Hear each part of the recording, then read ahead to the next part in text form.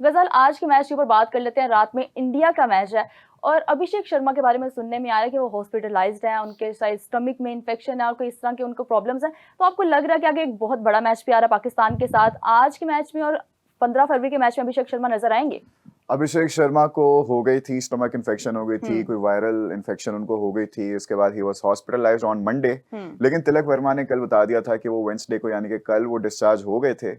Even though वो discharge हो चुके हुए हैं, आज के मैच में उनकी जो पार्टिसिपेशन है इट्स काइंड ऑफ क्वेश्चनेबल, क्योंकि जो टीम मैनेजमेंट है वो उनको 100% फिट चाहती है for the Sundays match, because that's the big match. तो आज हमें मोस्ट प्रोबेबली अभिषेक शर्मा की जगह संजू सैमसन, ईशान किशन के साथ ओपनिंग करते हुए नजर आ सकते हैं। It is very possible and I am pretty sure कि ऐसे ही होगा। वो रिस्क नहीं लेंगे कि अगर अभिषेक शर्मा को थोड़ी सी भी तबीयत खराब हो, उनकी ऊपर नीचे हो, तो आज उनको खिला के संडे वाला मैच को भी वो सैबोटाज कर दें, because they are very good with the players. They are very good with the players and they know how to manage their players. वो हमारी तरह नहीं करते कि हाफ फिट खिलाड़ियों को ही पूरे टूर पे ले जाएंगे, वर्ल्ड कप में ले जाएंगे। आज वाले मैच में इंडिया और नामीबिया के कौन जीतेगा? ये तो सवाल करना भी नहीं बनता। खैर नहीं, हम लोग प्रेडिक्शन देते हैं ना, हर मैच को हम लोग डिस्कस करते हैं, तो क्या लगता है फिर भी इंडिया जीतेगा। इंडिया जीतेगा। इंडिया जीतेगा। आप मुझसे पूछे 15 वाले मैच में कौन जीतेगा, आप बताने के हिम्मत है आपके पास? अब ऑफ कोर्स है। मैं देखिए पूरे डंके की चोट पे आपको मैं कहता हूँ कि ये पाकिस्तान जीतेगा।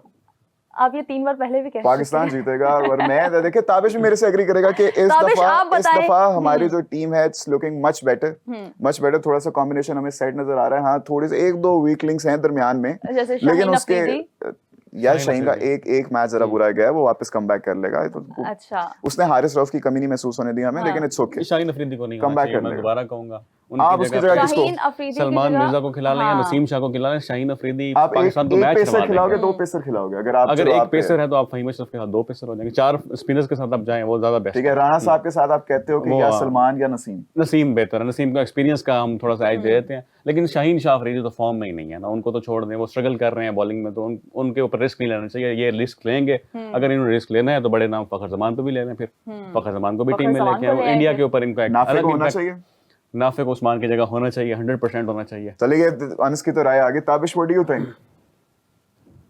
नहीं, देखिए बहुत सारी ऐसी चीजें, बड़ा जबरदस्त टॉपिक आप लोगों ने छेड़ दिया, आप लोग बड़ा अच्छे डिस्कस कर रहे हैं।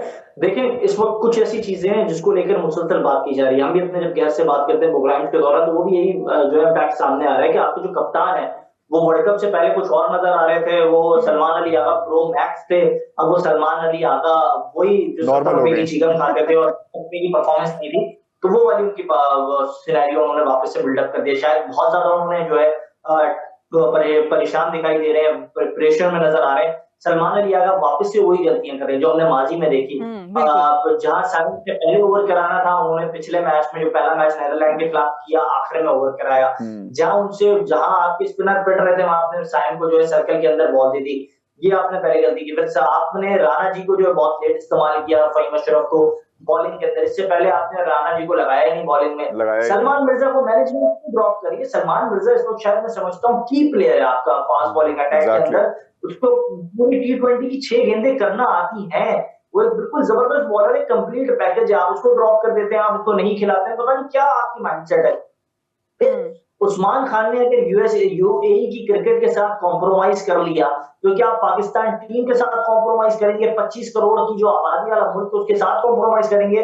ख्वाजा नाफे कल 1 करोड़ की बिडिंग के साथ शुरू हुआ और 6.5 करोड़ पर उसको जो है किसी ने जिस टीम ने परचेज किया। तो ये सारा सिनेरियो आप देख रहे हैं, आप ख्वाजा नाफे को नहीं खिला रहे। फिर फखर जमान के मुताबिक बड़े कोचेस थे, उन्होंने कहा फखर को नहीं खिला रहे, लेकिन यस बाबर ने परफॉर्म कर दिया। बाबर आजम का एक अपना इम्पैक्ट है टीम के अंदर, एक उसका माहौल बना हुआ है, बाबर के इर्द गिर्द टीम चलती है, तो आप बाबर को यकीनी तौर पर जो है कैरी करेंगे बड़े मैच के लिए। फखर को आप नहीं खिला रहे, लेकिन हाँ फखर की भी कहीं ना कहीं जगह बना सकते हैं। अब वो कहाँ हो सकती है? अगर आपके दोनों ओपनर्स में से कोई एक शफल कर जाए तो फिर फखर की जगह बन जाती है। लेकिन हाँ शायद बहुत फिक्स चल रहे हैं और बहुत फिट चल रहे हैं। दूसरी जानिब साइम जो है वो भी रन कर रहे हैं और साथ साथ बॉलिंग भी कर रहे हैं, तो फखर इस वक्त जो है मुझे 50-50 नजर नहीं आ रहे हैं। रही बात बॉलिंग के हवाले से अगर हम बात करें, तो बॉलिंग में इस वक्त उस्मान तारिक जो है वो फेवरेट है। इंडियंस जो है बड़ा उनको देख रहे हैं, उनकी बात बहुत ज्यादा की जा रही है और मैं समझता हूँ उस्मान तारिक जो है आपके लिए गोल्डन ऑप्शन होंगे। अगर वो जब इंडिया का मैच खेलेंगे वहां विकेट देना, स्पिन कंडीशंस को वो बड़ा सूट भी करते हैं। फिर कोलंबो जैसी कंडीशन हम 2024 के वर्ल्ड कप में कह रहे थे उसको कि कैरी ऑन करें, वो यूएसए की कंडीशंस को समझते हैं, वहां आपने कैरी ऑन नहीं किया, लेकिन इंडिया वाला मैच आपने मिस नहीं करवाना उस्मान के लिए। तो मैं समझता हूँ उस्मान को आपने कैरी करना होगा। इब्राहिम वैसे ही आपका मिस्ट्री स्पिनर है, तो टीम बड़ी परफेक्ट है, लेकिन कुछ चीजें ऐसी हैं वो कल तक जो ओपनर था आज वो मिडिल ऑर्डर के अंदर है, जो मिडिल ऑर्डर में था वो शायद टीम से बाहर हो गया है, और जो बड़ा थोड़ी जो है वो खिचड़ी पकी हुई है, लेकिन हाँ इस खिचड़ी को आपने बिरयानी की शक्ल देनी होगी और फिर मैच में उतरना होगा, तो फिर मजा भी आएगा देखने में भी और खाने में भी। अच्छा, ये इसमें इन्होंने उस्मान तारिक की बात की ना, तो उस्मान तारिक पे अभी पिछले 1-2 दिन से ना बड़ी ज्यादा बातचीत हो रही है। वो तो पहले से ही हो रही है, लेकिन अभी ना एक जो अच्छी चीज हुई है ना, अंस आपने देखा कि अश्विन ने डिफेंड किया उस्मान तारिक। बिल्कुल अश्विन ने एक दफा नहीं बार बार डिफेंड किया। पहले वो सारी गुफ्तगू चली दरमियान में ना, उनके एक्स क्रिकेटर हैं मेरे ख्याल से, क्या नाम है उनका, Shrivats Goswami, I hope I am not butchering the name, I am not pronouncing it wrong, लेकिन it is what it is, मुझे माफ कर देना। लेकिन उन्होंने पहले कहा कि ये देखें जो इनका एक्शन है ये, और जिस तरह से पॉज करते हैं फुटबॉल में भी आप देखें, जो जब ऐसे पेनल्टीज होती हैं तब जो पेनल्टी किक टेकर होता है उसको भी इस तरह से पॉज करना अलाउड नहीं होता, तो इधर क्यों अलाउड है? तो उसके ऊपर अश्विन ने आके कहा कि आई एग्री कि फुटबॉल में इस तरह से अलाउड नहीं होता, लेकिन फिर आप देखें कि क्रिकेट में बैट्समैन को भी तो अलाउड होता है ना कि लास्ट मोमेंट पे आके वो टोटली अपना स्टांस बदल ले, लेफ्ट से राइट बन जाए, स्विच हिट कर ले, ये कर ले, वो कर ले। तो आपको नहीं लगता कि वो अनफेयर है? जहाँ के बॉलर जो है अपना, अगर लेट्स से कि कुछ बॉलर्स ऐसे हैं कि वो जो अपना क्या कहते हैं आर्म भी स्विच करके, अगर राइट आर्म बॉलर है वो लेफ्ट आर्म से भी करा सकते हैं, लेकिन उससे भी पहले उसको अंपायर को इन्फॉर्म करना होता है। तो कहते हैं तो ये वाला भी अलाउड नहीं होना चाहिए, फिर ये सारी चीजें भी अलाउड नहीं होनी चाहिए। तो आप अनफेयर क्यों कर रहे हो? बॉलर बैट्समैन को पहले ही बड़ा ज्यादा एडवांटेज है, बॉलर्स को बहुत ज्यादा डिसएडवांटेज है, तो ऐसी बातें नहीं करो। और फिर उन्होंने दोबारा डिफेंड किया कि कहा कि ये जो चक्कर वाला लेबल आप लगाते हैं ना साथ, इसको लगाना बंद कर दें, क्योंकि उनका जो एक्शन है वो एक दफा आईसीसी ने क्लियर कर दिया हुआ है, 2 दफा। हाँ, आप कोई नहीं होते, ये कहने वाले मैं नहीं होता, आप नहीं होते, आईसीसी की जो ऑफिशियल इक्विपमेंट है, मशीनरी है, जो टेस्टिंग है, वही सिर्फ कर सकते हैं। We are nobody to call him a चक्कर, he has been cleared, so we will give him advantage of that. और उसको हम ऐसे कहते रहेंगे तो उसके लिए अनफेयर होगा। बाकी जहां तक बात रही दूसरी पॉज वगैरह की, तो वो उनका एक्शन ऐसे ही है, हमेशा से ऐसे ही है, तो इसलिए उसको भी इलीगल नहीं कह सकते। तो उन्होंने आकर उस्मान तारिक को डिफेंड किया, and he is not the only one. भी पॉज होता था ना पहले, जो उनका एक्शन था ना, जब पहले एक्शन जब रीमॉडल किया गया था एक्शन को, उससे पहले वो पॉज लेते थे। अंस is not the only one. ये देखिए अश्विन हो गए, ऑस्ट्रेलियन क्रिकेट एक्सपर्ट्स हो गए, ऑस्ट्रेलियन एक्स क्रिकेटर्स हो गए, इंडिया के जो अपने अंपायर हैं, क्या नाम है उनका, अनिल चौधरी ने भी अपनी वो पूरी वीडियो डाली थी कि उस्मान तारिक का एक्शन किस तरह लीगल है, आप इसको इलीगल नहीं कह सकते। तो बेशक आप अभी यूट्यूब उठा के देखेंगे ना, तो इंडियंस रो रहे हैं, ज़ारों कतार रो रहे हैं, वो उनको कोई और काम ही नहीं है, वो कार्टून नेटवर्क बन के बस रो ही जा रहे हैं। उस्मान तारिक वो बट्टा बॉलर है, उस्मान तारिक ये करता है, वो करता है, चांद नजर आ गया पहले ही। अब उसके पीछे ये सारे जो क्रेडिबल और वेरीफाइबल सोर्सेज है ना, वो उनको क्लेम कर रहे हैं, डिफेंड कर रहे हैं। वो हमारे सामने जीतने के बाद भी बहुत ज्यादा अंडर प्रेशर है। जो T20 आए वर्ल्ड कप जितने भी रहे, वहां उनकी बर्तरी तो हासिल है, उन्होंने पाकिस्तान के खिलाफ हमेशा कामयाबी समेटी है। सिर्फ एक बार हमने जो है उनको बड़े अच्छे मार्जिन से शिकस्त दी, लेकिन हाँ इसको वो अंडर प्रेशर दिखाई दे रहे हैं। फिर जो बात आपने की उस्मान के हवाले से, उस्मान को आपको मैं एक और अच्छी और बड़ी जबरदस्त खबर दूं उस्मान से मुताल्लिक। एक पाकिस्तान के साबिक क्रिकेटर थे जान निसार खान, जो यूएसए के अंदर इस वक्त आप पाकिस्तानी खिलाड़ियों को देख रहे हैं, जिनमें आसिफ है, जलाल भाई हैं, दीगर जितने भी है, तो ही वो जो फर्स्ट पाकिस्तानी क्रिकेटर जो यूएसए गए थे और फिर वहां क्रिकेट का पार्ट बने थे। उस्मान तारिक पहले यूएसए में मौजूद थे, वो अपनी क्रिकेट जो केपीके के अंदर खेले थे उन्होंने वाइंड अप कर दी थी और यूएसए चले गए थे।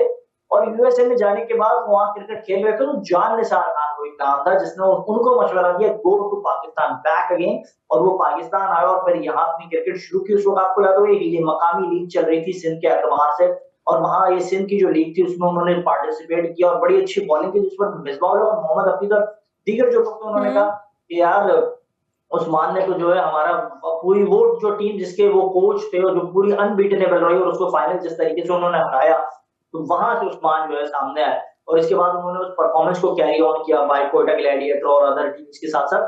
वो 2 बार ना सिर्फ आईसीसी का टेस्ट क्लियर कर चुके हैं, पाकिस्तान ने उनको मुताबिक मर्तबा रिपोर्ट किया, तो पीसीबी को भी वो सेटिस्फाई कर चुके हैं। तो अब जो इस तरह की ब्लेम गेम खेल रहा है, तो उन्हें सोचना चाहिए कि आपने माजी में भी बहुत सारे इस तरह के हमारे स्पिनर्स को खराब किया, जिसमें अजमल जो है सरे फहरिस्त थे। फिर पाकिस्तान के एतबार से मैं आपको बताऊं, शायद आप लोगों को ये इल्म हो, इरफान उद्दीन एक बहुत जबरदस्त स्पिनर थे पाकिस्तान के डोमेस्टिक के, और आतिफ मकबूल बहुत जबरदस्त स्पिनर थे पाकिस्तान के डोमेस्टिक के। आपने इन जैसे बड़े अच्छे स्पिनर्स को भी जाया किया, तो जाया करने वाले तो खिलाड़ी बहुत सारे, मोहम्मद इकलाक भी एक विकेट कीपर थे, आज वो कहाँ हैं, ये भी एक बुनियादी सवाल है। बिल्कुल ताबिश, मुझे एक और यहाँ पे सवाल है मेरा कि इंडियन बैटर्स जो है ना, इंडिया के जो बैट्स हैं उनके ऊपर भी सवाल उठाया है ऑस्ट्रेलिया श्रीलंका के जो क्रिकेटर है भानुका, उन्होंने बोला कि इंडिया के जो बैट्स हैं वो नॉर्मल बैट से ना कुछ चेंज है। आप क्या कहेंगे इस बारे में?